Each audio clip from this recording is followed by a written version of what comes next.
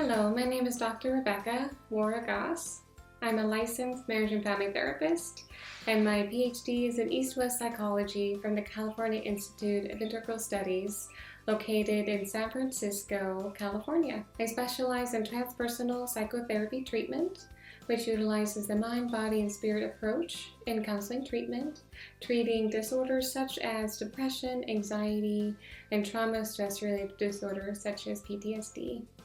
I'm the owner and founder of my private practice for in-person or teletherapy sessions with clients called Eudaemonia Connections Counseling Services for mental health treatment and transpersonal wellness. And last year I founded my nonprofit, Eudaemonia Equine Connections, Inc., with the goals of creating my own equine-assisted mental health treatment program, clinical program for in-person sessions with clients, and also created a equine-assisted mental health research program, which will include my academic journal, Journal of Equines for Mental Health, and also research design and consultation for researchers nationally and or internationally that are interested in conducting equine-assisted mental health related research and would like assistance with design and implementation of their research. If you would like to request to have additional information or have questions about my clinical or research programs or academic journal, at the end of my presentation there will be a slide with my contact information and websites, and you're welcome to contact me that way. I have been a lifelong lover of horses since I was a child, and as an adult professional I am passionate about horses and their potential to assist us humans in multiple capacities, in particular in the mental health and research fields. Hence, the focus of my presentation today here at HETI 2021 International Conference in Seoul, South Korea, will be on my abstract for my doctoral dissertation research. My dissertation title was Horses Healing the Wounded Warrior, a qualitative inquiry of equine-facilitated psychotherapy in treating PTSD for female veterans.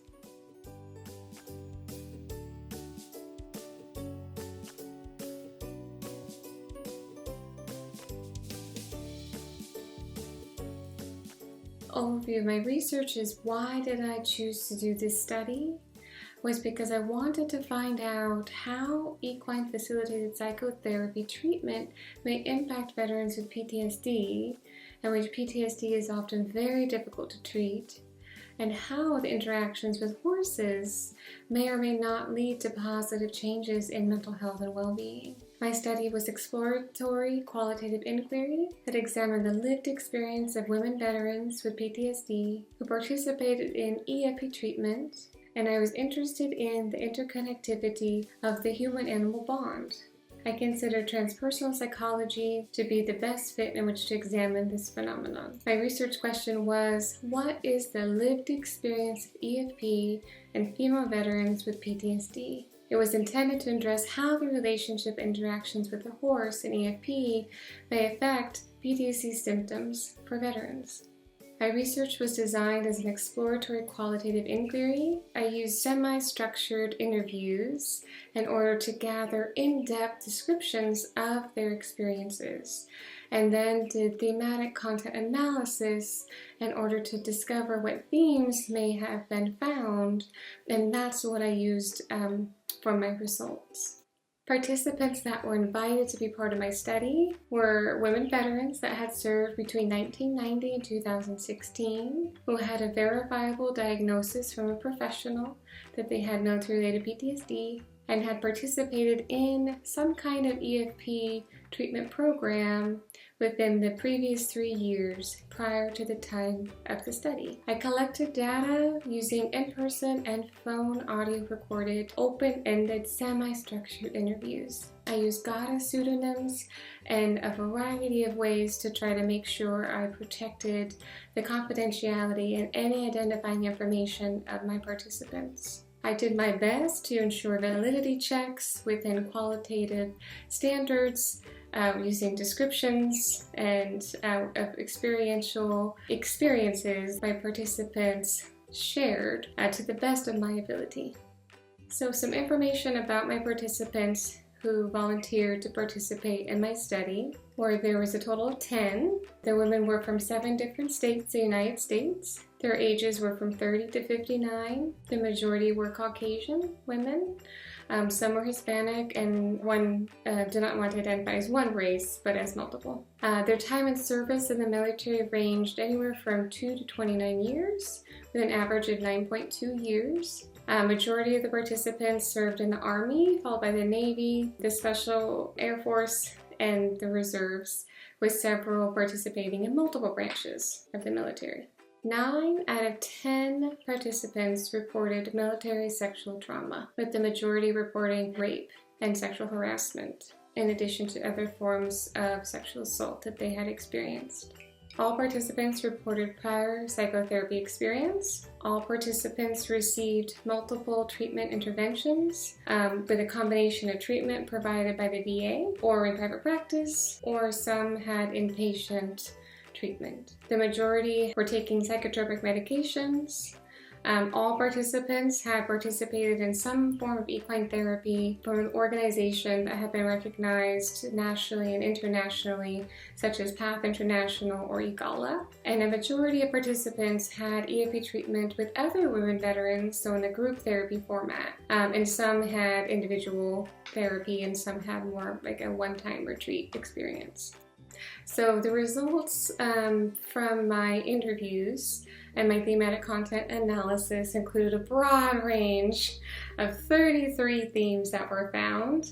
And I did my best to group those 33 themes into 6 major theme groupings, which include experience of the horse-human relationship, interviewee perception of supportive behavior, beneficial experiences from EFP treatment, impact on PTSD symptoms, additional factors to consider in treatment of military-related PTSD, pre-EFP treatment military-related experiences. Significant findings were themes that had 5 or more participants that were included from the 6 theme groupings that I just mentioned.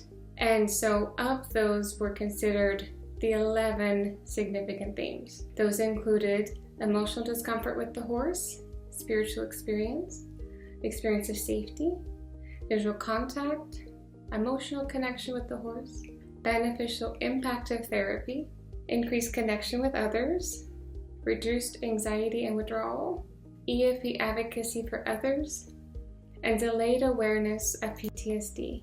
These findings were consistent with the interconnectivity variables in transpersonal psychology. Majority of the participants experienced short-term and or long-term benefits of the reduction of their PTSD symptomology that transferred from EFP sessions to their everyday lives. Majority of participants' experiences in EFP were profound and made a bigger impact on their PTSD symptoms and general well-being than the VA treatment or traditional office-based therapy approaches had. Contributions of the study were that it was the first study of its kind that asked female veterans to participate in interviews about their lived experiences participating in EFP treatment. It revealed invaluable insights into the healing power of horses, and it became understood that interconnection between species, such as a horse and a human, was understood to be a non-verbal energy connection potential from one being to another. And it was looking beyond just the physical world, but opened up consideration for spiritual experiences that were evoked through relationship with a horse. Implications of findings were that EFP was helpful for all participants in some way. It provided hope that healing and reduction of the severity of PTSD symptoms was possible. Connection with horses was a catalyst for participants to experience emotional safety and become open and motivated to work on themselves beyond EFP sessions in order to try to get better. It demonstrated the voices of women whose self-reported shifts they noticed and felt reconnecting with who they are and their loved ones, demonstrated the power of their lived experiences participating in EFP. In closing, the significance of the bravery of these women to share their stories with me and to help advocate helping other women who experience MST was powerful and extremely moving. Their stories and lived experiences of EFP are part of the growing movement to help other MST victims and to advocate to the U.S. military to be aware of why these incidences happen, to have prevention and safeguards in place, to have restitution and integrated treatment options for post-MST victims. In addition, advocacy to increase awareness of impacts of MST and military-related PTSD that includes integrated treatment options such as traditional office-based counseling, but in addition, alternative-based counseling such as EFP. As I mentioned earlier in the beginning of my presentation, here is my contact information if you would like to have a copy of my dissertation, or if you have any additional questions or would like more information, please feel free to contact me. It has been an honor to be here and to present at the HETI 2021 conference in Seoul, South Korea. Thank you so much for having me. 감사합니다. I wish you all a blessed day and enjoy your time at the conference. Thank you again.